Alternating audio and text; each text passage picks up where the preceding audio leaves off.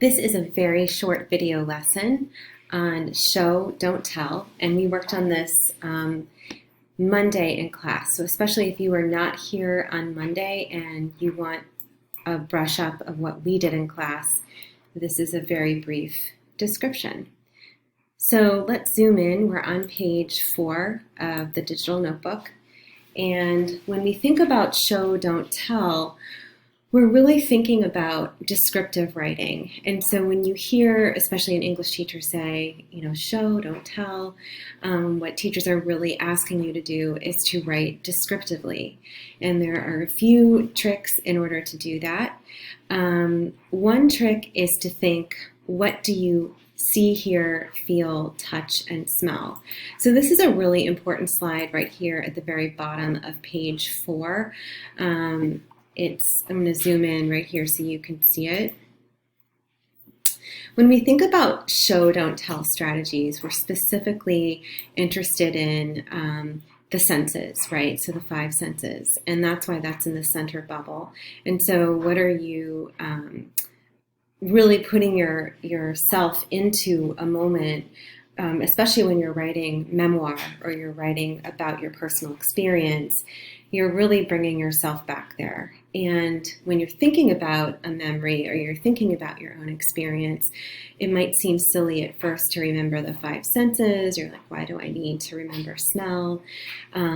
Those are images that you're providing to the reader to make your writing real.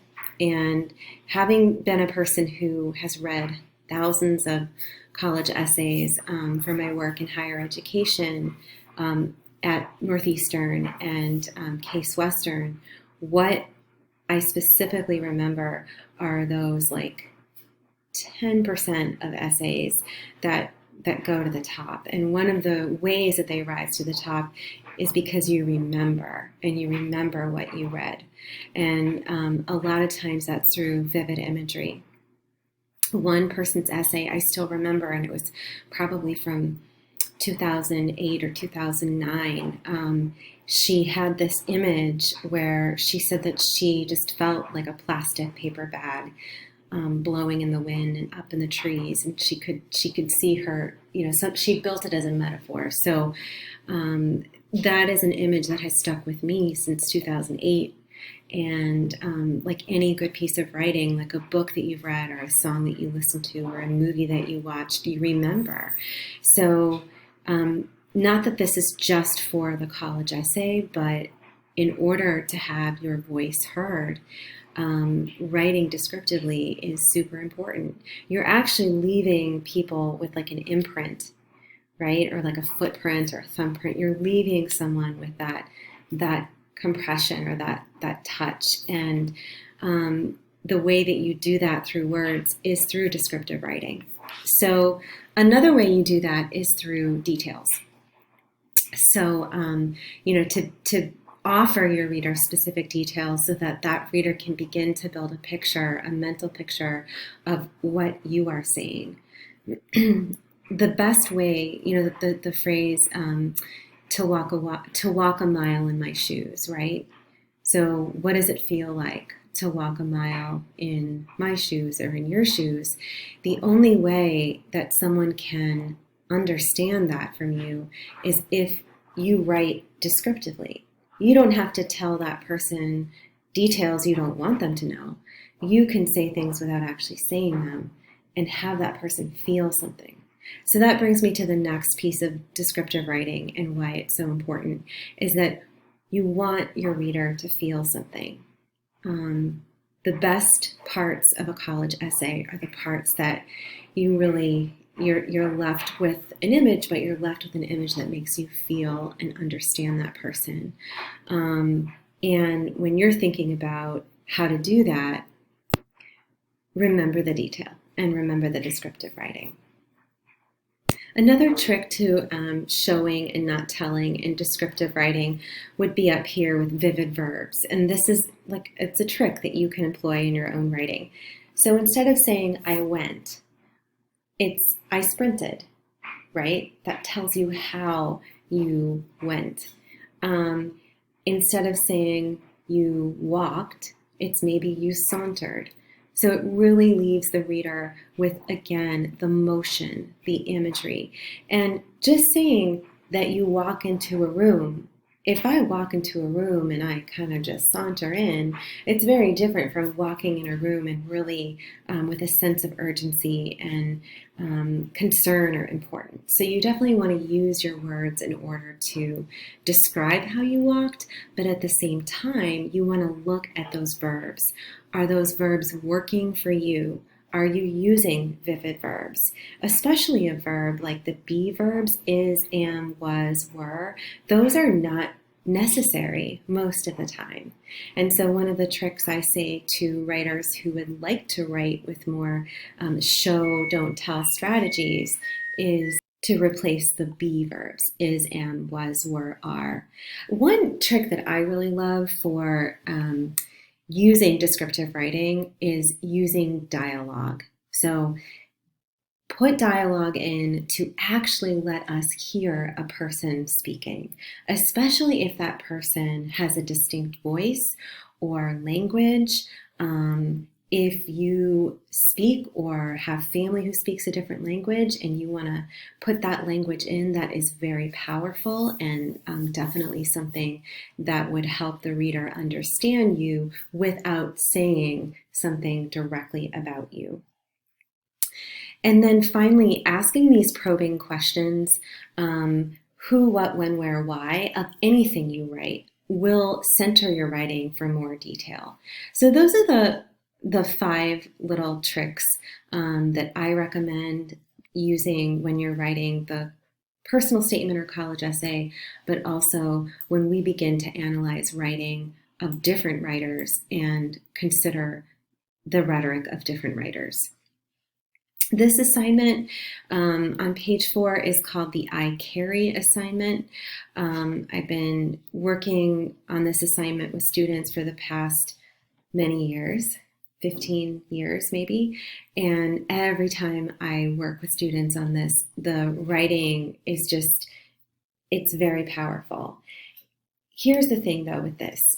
You can't judge your writing, and I know that's very hard to say, but this free writing or this brainstorm writing that we're doing this week requires that you kind of separate yourself from that part of you or that part of us. We all have that part that wants to self-edit or wants to delete. When we're in it and when we're in our mind or in our lives, sometimes we don't see the importance or we don't see how unique we are. And it takes someone else to say, yeah, that's a great sentence, or yeah, that's a great image, or keep that. And like all writers, writers will tell you that you have to keep everything. Don't delete anything, because you never know when you're going to go back and use something. So the idea with the I Carry essay is that you repeat every single beginning of every single sentence with I carry, I carry, I carry. You do that because that tells your brain that you don't need to worry about how to start a sentence. You're going to start them all the same way. That doesn't mean that this is going to make it into a finished product. It most likely will not, but what will possibly make it into a finished product or help to conceptualize or formalize your product is what comes out of the repetitive I carry, I carry, I carry. So the stuff that comes after it. The question is, what do you carry physically that is tangible, that you can, that's right here in front of you? And then what do you carry emotionally or spiritually or mentally? So you could almost always think of it too, like there's the concrete, what do you carry, and the abstract, the universal, what you carry. And at the same time, working on the descriptive writing, what do you see, hear, feel, touch, and smell? Specific details. Then you can try to work in I don't carry and see where your heart and mind takes you there. This is really writing for 10 minutes. Try to do quick writes. Try to do them repetitively over and over and over again. 10-minute quick writes is a writing strategy that many professional and published writers use because it's the stuff at like minute 8, 9, 9.5, 10 that comes out and that you have no idea when you go back and you read it, you're like, I didn't even realize I wrote that. I wasn't even thinking that. Like, where did that come from? And that's the stuff that's getting more towards your subconscious or more towards your non-judgmental, thinking rigidly piece of yourself. And that's the good writing. So if we read, this is a student of mine from a couple years ago. And if you read through this, you do see his repetitive use of I carry, right? That's part of the assignment. He also kind of moves away from that. So this piece did make it into his final personal statement or college essay. And I just want to read for what I noticed about descriptive writing. I carry 2 bags, one overflowing with pens, note cards, and books for school, and one with a neatly pressed uniform for varsity soccer practice. I carry a black backpack with a pin stuck carefully to the strap. The pin has a purple ribbon and the face of someone who I will not forget. I wear the pin every day to remind me that violence is real and life is short. I carry the phone number for Miss Lila at Wonder Kids Daycare in case I get a phone call during practice for me to pick up my sister from school.